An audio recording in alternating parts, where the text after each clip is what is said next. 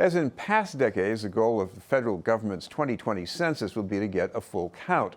The numbers are important for political representation as well as funding for community needs. That's why community-based nonprofits are important stakeholders in the counting process. Helping them mobilize is the Mass Nonprofit Network. To tell us what's planned is the network's CEO, Jim Klocke. Thank you very much for being with us, Jim. Thank you, Chris. Jim, I want to start with why it's so important to get the full count. I mean, for day-to-day life, well, what difference does that really make? Two big areas. First, funding for vital services, and second, political representation. The census determines not only how members of Congress get allocated across the country, it also determines the lines that are drawn for city council districts and for state legislative districts. So here in Massachusetts, our congressional district numbers are not likely to change, but the census still is going to determine political power within Massachusetts. And of course, on the funding side, it's a very, very big issue every year. It drives the federal funding that comes to Massachusetts. That's over $20 billion per year to Massachusetts each year. The census count determines the amount of federal funding that comes and then where within Massachusetts it goes. Quick example, the average per head in Massachusetts, about $2,300 federal funding for every Massachusetts resident. Think about that for a minute. If we undercount by 100 people in your neighborhood, that's almost $250,000 in federal funding each year that your neighborhood loses out on. What's different this year? I mean, we have all these advances in technology. We have all this past experience in censuses. So is this one really going to be more difficult than the ones in the past? We think for the most part it's going to be easier because it's going to be primarily digital online. Everybody's going to be encouraged to take it on a tablet, on their phone, on a computer, and for people who can't do that, they will be able to fill out the paper questionnaire as they've done in the past. What about fear? And this is not new in this year's upcoming census. People say, well, I'm worried about my immigration status. What if somebody finds out something about me? Do they have reason to fear that? No. In a word, the census is safe. There's a lot of questions out here about this, and we've met with census officials. It's been explained to us. The data in the census is locked down very tightly. The data is protected, and so it really is the case that if a neighborhood or a group of people doesn't take part, frankly, you're diminishing your own representation and you're diminishing your own federal funding and services. Having said that, we all need to reassure people that it's safe. We need to help people fill out the census, and there are nonprofits around Massachusetts that are currently today making plans to do that. Well, what's also not new is that there are populations that are harder to count. Some of them are in the city. What's in that for nonprofits? What do they have to do to make that work?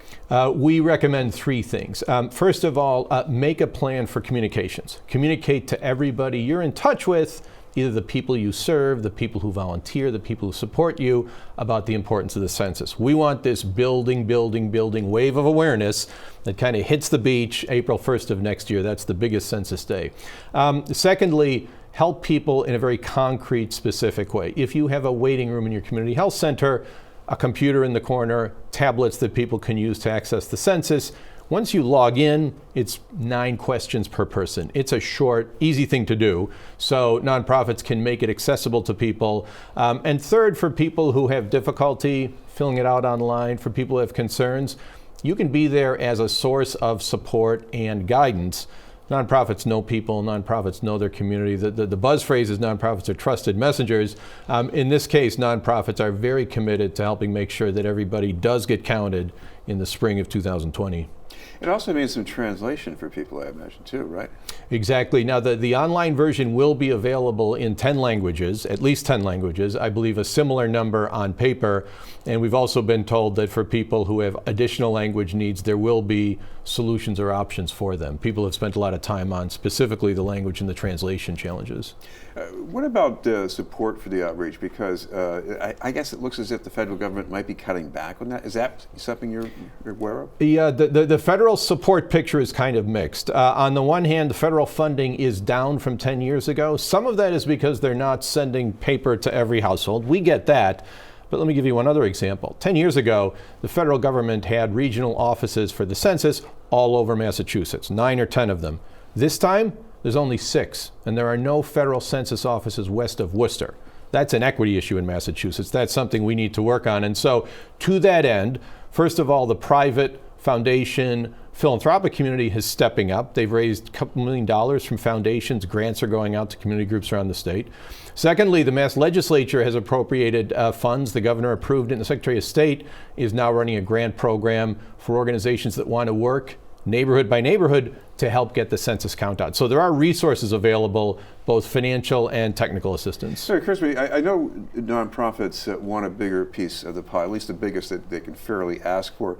But I guess there are a lot of things in the census that they need to know about in order to serve people, isn't there? You know, that's an excellent point, and it doesn't always get the headlines, but census data not only drives the allocation of federal services and funds, it helps everybody do their jobs better. It helps identify people and neighborhoods that have particular needs, that have particular changes in the population. Frankly, the smarter we can be about how neighborhoods are changing, the better we're going to be able to help people thrive in each neighborhood, the better we're going to be able to get services there, and over time, the better we're going to be able to make opportunity fully available to everybody in each neighborhood, not just people who have traditionally had the benefits of privileged backgrounds.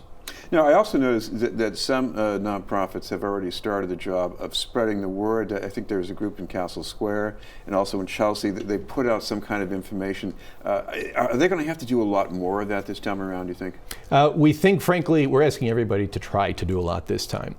For the reasons we talked about earlier, the change to a digital census, some of the questions people have about the census. It's always important to get the word out, but in 2020, it's even more important. So the groups we highlighted they're smart, they're out early.